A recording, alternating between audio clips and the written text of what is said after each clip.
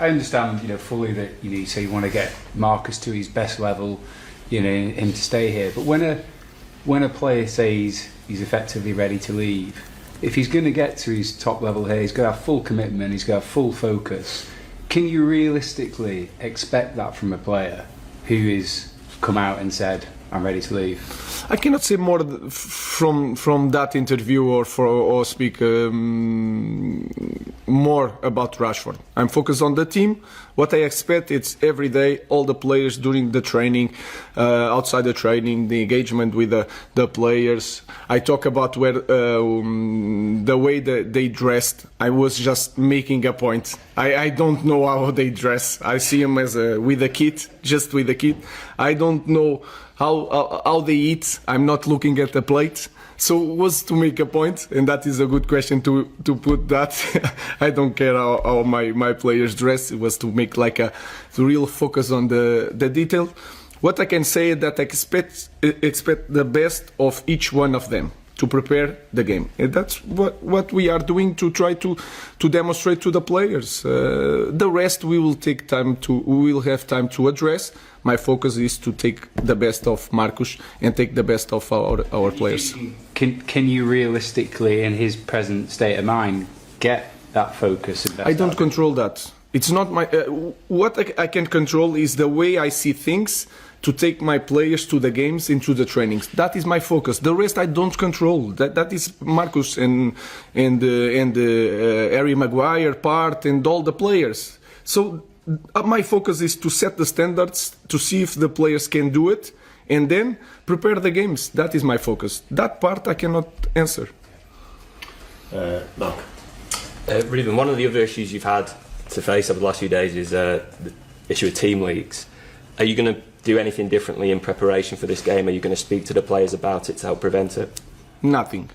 And nowadays, all the coaches knows about because I explain a lot of things about the team, the way we play, I want to play, the positioning, etc. But I say that because I understand that the coaches have that information just to see one time Manchester United play. So I'm not really worried about that, and I also cannot control that. So I will do the same things, I prepare the same games, because for me it's more important for my players to go to the game with a clear idea how to do it, than try to hide something to protect the leaking of the starting 11. That is not my focus. I'm not really worried about that. Samuel. Hi Ruben. How's Alejandro reacted to the disappointment of not being in the squad on Sunday? Have you spoken to him? Really good. Trained really well. He seems a little bit upset with me, and that is perfect. I was really happy, because I will do the same. And he's ready for this game, so we'll see in the end of this training. Was Marcus upset as well? Marcus was sick in this first training, but he trained really well in the day of the game. Chris. Hi Ruben, just on Marcus again, have you spoken to Jason and the club, and is the club stance that they want Marcus to stay here long term? No, I didn't speak with them. The interview was yesterday. I'm focused on Tottenham. I didn't have the time. My focus is to prepare the team for Tottenham. But as far as you know, the club stance is that they want Marcus to go and stay, and he's your player. No, nothing changed. We believe in Marcus. Marcus is a player of Manchester United, so there's no change. Jamie.